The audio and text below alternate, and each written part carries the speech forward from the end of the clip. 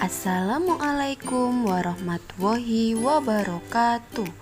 Good morning student. How are you today? Bagaimana kabar anak-anak? Ustazah berharap kabar kalian dalam keadaan yang baik-baik saja dan tentunya tetap semangat belajar. Hari ini kita akan belajar tema 4, subtema 4, pembelajaran 3 tentang pentingnya menjaga kebersihan di pasar. Disimak sampai selesai ya anak-anak. Tetap semangat. Dayu dan ibu berbelanja ke pasar. Dayu senang menikmati suasana pasar. Namun Dayu prihatin dengan kebersihan pasar.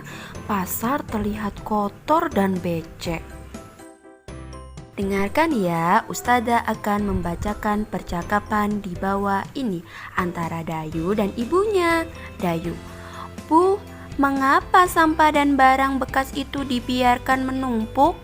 Pasar jadi kotor dan bau kan, Bu? Ibu, betul nak, banyak pengguna pasar yang kurang memperhatikan kebersihan. Pasar menjadi tercemar. Pengunjung juga bisa saja sakit, misalnya sakit gatal-gatal pada kulit.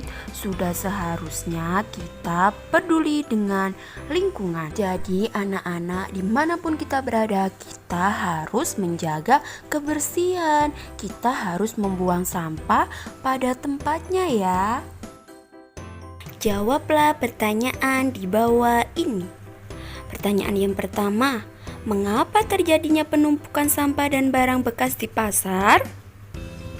Iya, karena banyak pengguna pasar yang kurang memperhatikan kebersihannya. Soal yang kedua, apa yang akan kamu lakukan jika melihat sampah berserakan di pasar? Nah, kita harus mengingatkan dengan sopan supaya orang tersebut mau membuang sampah pada tempatnya. Soal yang ketiga, apa ya yang akan terjadi jika pasar jarang dibersihkan? Iya, pasar akan menjadi kotor dan kumuh, menjadi sarang penyakit. Amatilah gambar berikut. Informasi apa yang kamu peroleh dari gambar di samping? Kalau Ustazah mengamati gambar tersebut, Ustazah mendapatkan informasi bahwa di situ ada pasar yang kumuh dan kotor. Ada yang tahu ciri-ciri pasar yang tidak bersih? Berikut ciri-ciri pasar tidak bersih. Pasar yang tidak bersih adalah pasar yang tidak baik untuk kesehatan pengunjungnya. Banyak tumpukan sampah yang membuat pasar menjadi kotor dan bau. Tumpukan sampah tersebut dapat dijadikan sarang kuman. Pasar yang tidak bersih tidak enak dipandang. Ustazah akan membacakan teks. Anak-anak harus memperhatikan semua ya. Pasar yang kotor menjadi sarang penyakit. Pasar yang kotor akan menjadi sarang penyakit. Sampah yang dibiarkan berserakan membuat lingkungan menjadi kumuh. Ketika hujan turun, tanah akan berlumpur dan becek. Jika lumpur mengenai kulit, sampah akan mengakibatkan gatal-gatal. Pasar yang kotor tentu ada penyebabnya. Pasar kotor karena kurangnya kesadaran pengguna pasar menjaga kebersihan.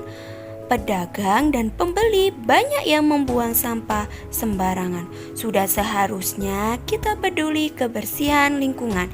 Hidup bersih itu sehat. Setelah anak-anak mendengarkan teks yang telah Ustazah baca tadi, apa ya kira-kira isi teks yang telah Ustazah baca tadi? Teks tersebut berisi tentang sebab dan akibat pasar yang kotor. Akibat tidak menjaga kebersihan. Yang pertama, lingkungan tidak enak dipandang. Yang kedua, banyak kuman. Yang ketiga, tempat tersebut menjadi sarang penyakit. Yang keempat, kenyamanan akan terganggu. Jadi kita harus senantiasa menjaga kebersihan. Setelah Dayu mengelilingi pasar, terdapat banyak toko yang berjejer di pasar. Setiap toko menjual barang yang berbeda-beda. Dayu dan ibu menuju toko yang menjual bahan keterampilan. Mereka membeli manik-manik. Manik-manik dapat dibuat menjadi hiasan, misalnya kalung, gelang, bros, gantungan kunci, dan hiasan tempat tisu. Tahukah anak-anak cara membuat hiasan seperti gambar di bawah ini? Tahukah anak-anak alat dan bahan yang digunakan? Berikut cara membuat hiasan dari manik-manik. Alat dan bahan yang dibutuhkan yang pertama gunting, yang kedua benang atau nilon, yang ketiga manik-manik, yang keempat jika manik-manik tidak ada dapat digunakan bahan dari plastik, misalkan sedotan. Selanjutnya yaitu cara membuat manik-manik. Disimak sampai selesai ya. Cara membuat manik-manik. Yang pertama, siapkan beberapa buah manik-manik berbahan plastik. Yang kedua, jika manik-manik tidak ada, buatlah sejumlah manik-manik dari bahan plastik seperti sedotan. Yang ketiga, pilihlah warna dan ukuran manik-manik yang akan digunakan sesuai dengan selera masing-masing. Yang keempat, potong benang atau senar sesuai panjang yang diinginkan. Yang kelima, masukkan benang atau senar ke dalam manik-manik dengan kombinasi warna yang menarik. Yang keenam, ikatlah ujung benang atau senar. Setelah semuanya berisi penuh, kalung atau gelang sudah bisa dipakai. Bagaimana anak-anak? Mudah kan? Anak-anak pasti bisa mencobanya di rumah masing-masing. Amatilah bentuk benda berikut dengan teliti.